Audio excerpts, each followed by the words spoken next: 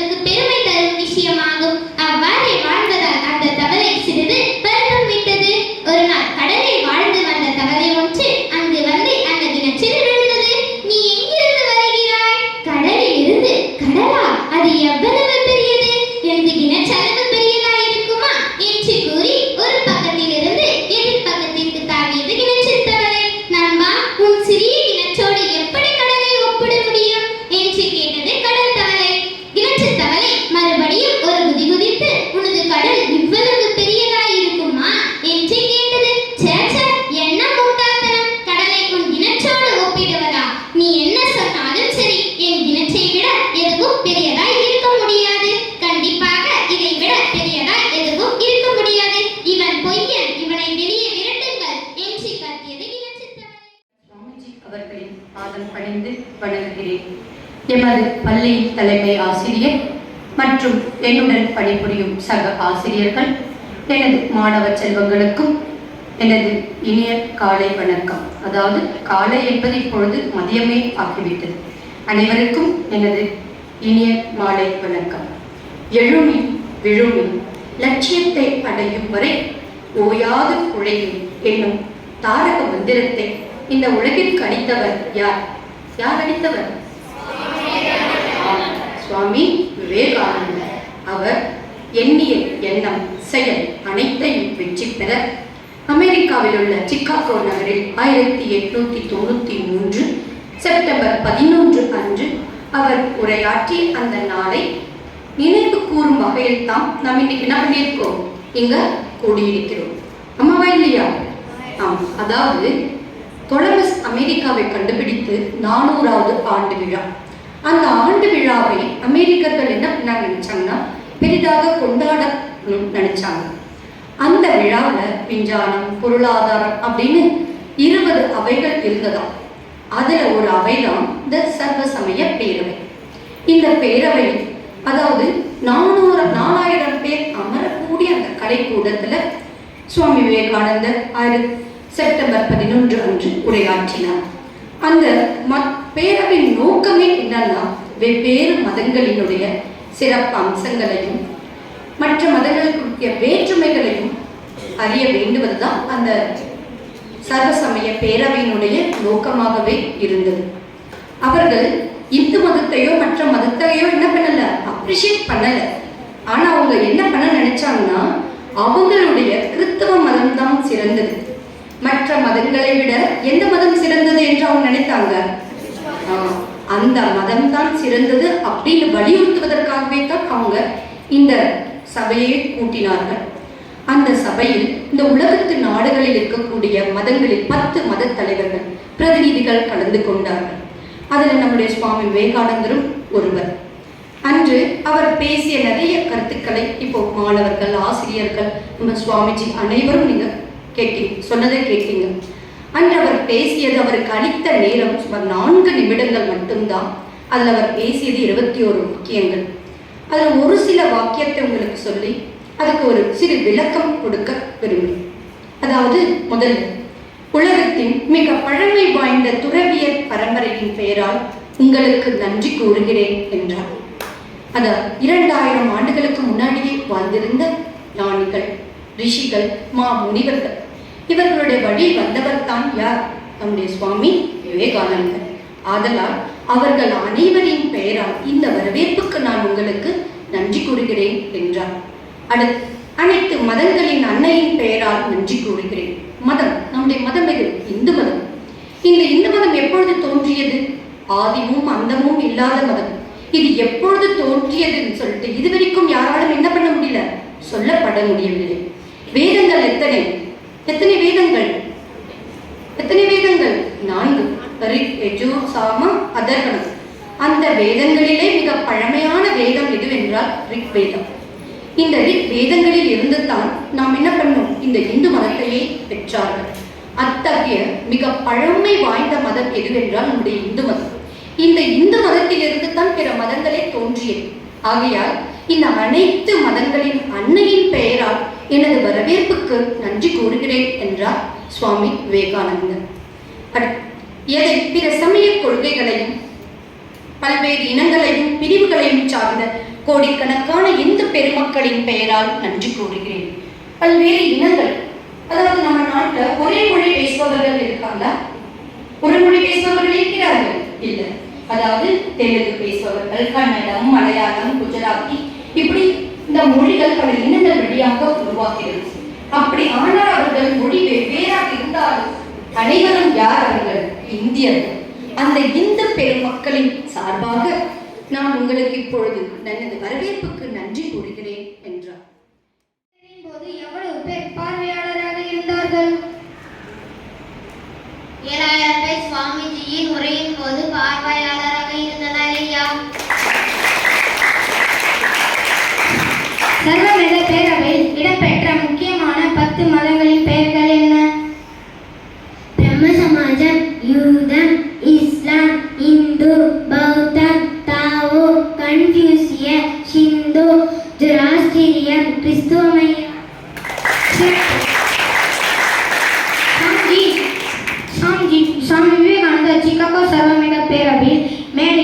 தங்கியிருந்த இருக்கை எண் என்ன?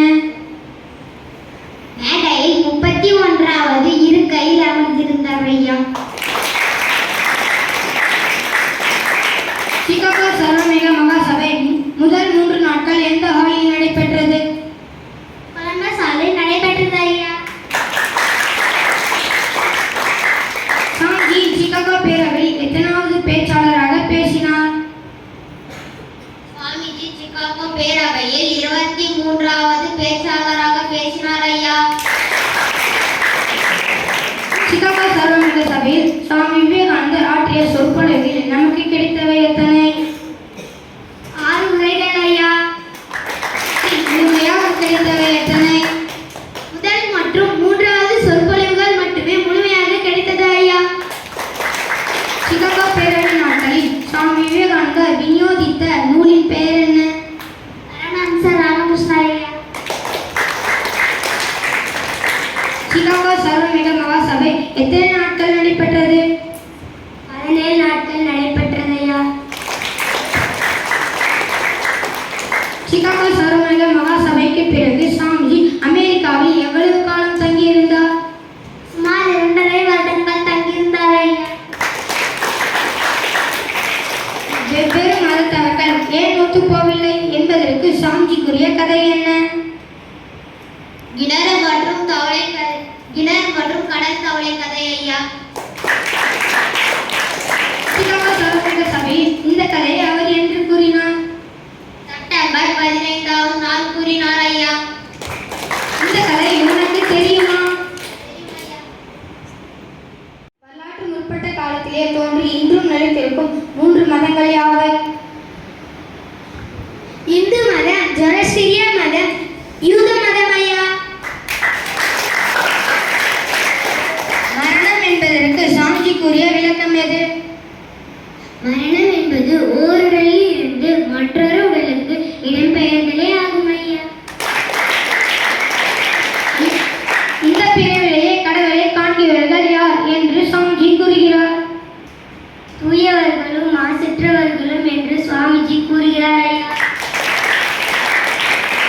இந்து மதத்தின் நிறைவு என்று எந்த மதத்தை சாமிஜி குறிப்பிடுகிறார்? புத்த மதம் என்று சுவாமிஜி குறிப்பிடுகிறார் ஐயா. சிறப்பான முறையில் அனைத்து கேள்விகளுக்கும் பதில் தந்த மாணவர்களுக்கு என் நன்றி. All my dear students, a pleasant morning everyone. Today's thought, all power is within you. You can do anything and everything. By Swami Vivekananda. Swami Vivekananda is Chicago 1983. With handwritten words, one infinite, pure, holy beyond, thought beyond, and dualities. I bow down on the September 11, 1893, at the first World Parliament of Religions. First World Parliament of Religion on the site of the present-day Art Institute. Swami Vivekananda, 1863 to 1902. 1902, best known in the United States for groundbreaking speech in 1983. தலைமை ஆசிரியர் அவர்களுக்கும் என்னுடன் பணிபுரியும் மற்ற ஆசிரியர்களுக்கும் என் அருமை மாணவ செல்வங்களுக்கும் என்னுடைய முதற்கண் வணக்கத்தை தெரிவித்துக் கொள்கிறேன். இன்று நாம் அனைவரும் அமெரிக்காவில் சிகாகோ நகரில் நடைபெற்ற சர்வமத சபை மாநாட்டிற்கே சென்று வந்தது போல் இருந்தது. ஆமாம் தானே?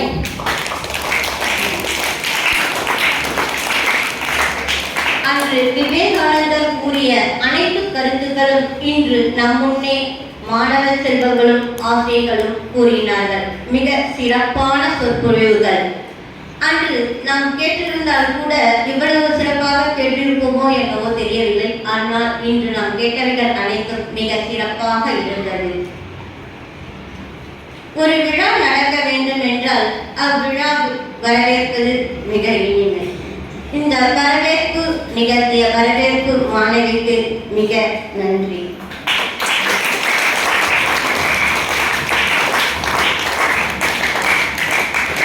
அம்மாணவியை பெயர்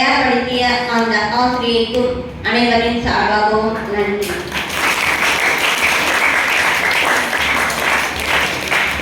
சிகாகோவில் சுமார் 17 நாட்கள் இந்த சர்வமத பேரவை நடைபெற்றது.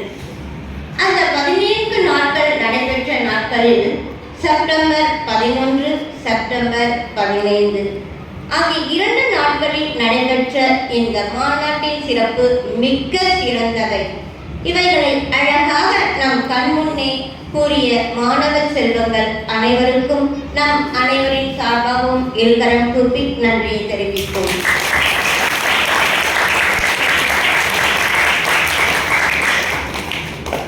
நாம் அனைவரும் அமெரிக்கா என்ற ஒரு நாடு ஒன்று, சிகாகோ என்ற ஒரு நகரம் இருக்கும், இப்படித்தான் இருக்கும், இங்கு இப்படித்தான் இருந்திருக்கும் என்று கூட நம்மால் நினைத்து கூட பார்க்க முடியாது. ஆனால் இப்படித்தான் இருந்தது. அந்த இடம் இவ்வளவு சிறப்பாக இருந்தது. இத்தனை பிரதிநிதிகள் அங்கு பங்கு பெற்றனர். அதில் நம் சுவாமி விவேகானந்தரும் பங்கு பெற்று மிக அழகாக தன்னுடைய கருத்துக்களை எடுத்துரைத்தார் என்பதை மிக அழகாக நம்முடைய ஆசிரியை தெளிவாக கூறினார். அந்த இரு ஆசிரியர்களுக்கும் நாம் அனைவரின் சார்பாகவும் நன்றி கூறுகிறேன்.